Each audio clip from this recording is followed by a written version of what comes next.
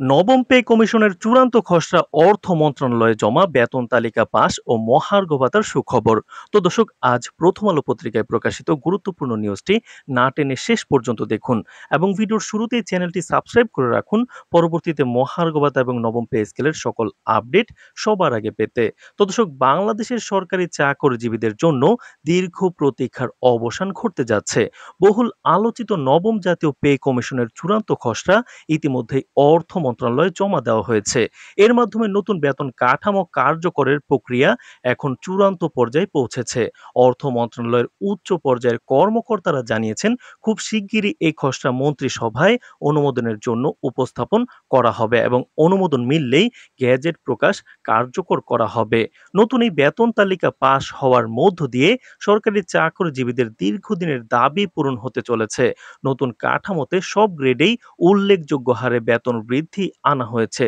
শুধু মূল বেতনই নয়, এর সাথে সমন্বয় করা হয়েছে ভাতা ও সুবিধাসমূহ। বিশেষ করে মহার্ঘ ভাতা নিয়ে যে অনিশ্চয়তা দীর্ঘদিন ধরে বিদ্যমান ছিল, তা দূর করা হয়েছে। অর্থ মন্ত্রণালয় থেকে জানানো হয়েছে, মহার্ঘ ভাতা নতুন কাঠামোর সঙ্গে সমন্বয় করে ঘোষণা করা হবে, যাতে জীবনযাত্রার ব্যয়ের ক্রমবর্ধমান চাপ মোকাবেলা করতে চাকরিজীবীরা বাড়তি স্বস্তি পান। জানা গেছে, মহার্ঘ ভাতার হারও আগের তুলনায় উল্লেখযোগ্যভাবে বৃদ্ধি করা হয়েছে, যা চাকরিজীবীদের কাছে এক বিরাট সুখবর হিসেবে এসেছে। অর্থ উপদেষ্টা ডক্টর সালেউদ্দিন আহমেদ বৈঠকে বলেন, নবম পে স্কেল কার্যকর হলে উচ্চপদস্থ কর্মকর্তা থেকে শুরু করে নিম্ন গ্রেডভুক্ত কর্মচারী পর্যন্ত সবাই নতুন সুবিধার আওতায় আসবেন। বিশেষ গুরুত্ব দেওয়া হয়েছে নিম্ন আয়ের কর্মচারীদের প্রতি, কারণ দেশের বৃহত্তর অংশই এই শ্রেণীর অন্তর্ভুক্ত। তাদের জন্য অনুপাতে বেশি হারে বেতন বৃদ্ধি করা হয়েছে, যাতে জীবনযাত্রার ব্যয় মোকাবেলা করতে তারা কিছুটা হলেও স্বস্তি পান।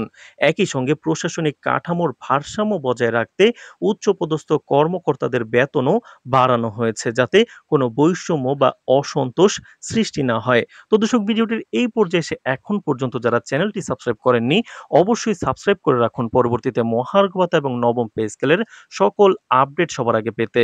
তো দর্শক, নবম পে কমিশনের খসড়া প্রণয়নে বর্তমান অর্থনৈতিক বাস্তবতা, বাজার দর, মুদ্রাস্ফীতি, আঞ্চলিক বৈষম্য, এমনকি আন্তর্জাতিক মানদণ্ডও বিবেচনায় নেওয়া হয়েছে। বিশেষজ্ঞদের মতে, এই কাঠামো আগের পে কমিশনের তুলনায় আরও আধুনিক, বাস্তবসম্মত এবং যুগোপযোগী। চাকরিজীবীরা শুধু বেতন বৃদ্ধির স্বস্তি পাবেন না, বরং তাদের ভবিষ্যৎ জীবনমান উন্নয়নে একটি স্থিতিশীল ভিত্তি তৈরি হবে। এই কাঠামো বাস্তবায়নের মাধ্যমে সরকারি চাকরিজীবীদের ক্রয় ক্ষমতা বাড়বে, যা দেশের অভ্যন্তরীণ বাজারে চাহিদা বৃদ্ধি করে সামগ্রিক অর্থনীতিকে আরও সচল করে তুলবে।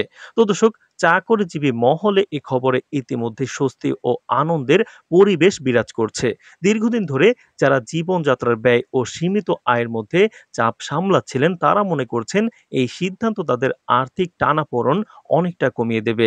শিক্ষক, চিকিৎসক, প্রশাসনিক কর্মকর্তা থেকে শুরু করে বিভিন্ন স্তরের কর্মচারীরা আশা প্রকাশ করেছেন, নতুন কাঠামোর মাধ্যমে তাদের ন্যায্য দাবি পূর্ণ হয়েছে। তো দর্শক, অর্থনীতিবিদদের মতে, বেতন ও ভাতা বৃদ্ধির ফলে একদিকে সরকারি কর্মচারীদের জীবনমান উন্নত হবে, অন্যদিকে অর্থনৈতিক কর্মকাণ্ডে নতুন মাত্রা যোগ হবে। তবে তারা সতর্ক করে দিয়ে বলেছেন, সরকারের উচিত হবে বাজেট ঘাটতি ও মুদ্রাস্ফীতির ঝুঁকি বিবেচনায় রেখে এ কাঠামো বাস্তবায়ন করা। অন্যথায় আর্থিক চাপ বাড়তে পারে। তবুও তারা একমত যে সরকারি চাকরিজীবীদের জন্য এটি নিঃসন্দেহে যুগান্তকারী সিদ্ধান্ত এবং দীর্ঘদিনের দাবির সফল বাস্তবায়ন। তো দর্শক, ভিডিওটির এই মুহূর্ত পর্যন্ত যারা দেখছেন, অবশ্যই চ্যানেলটি সাবস্ক্রাইব করে রাখুন পরবর্তীতে মহার্ঘ ভাতা এবং নবম পে স্কেলের সকল আপডেটগুলো নিয়মিত পেতে। আজ এ পর্যন্তই, ধন্যবাদ।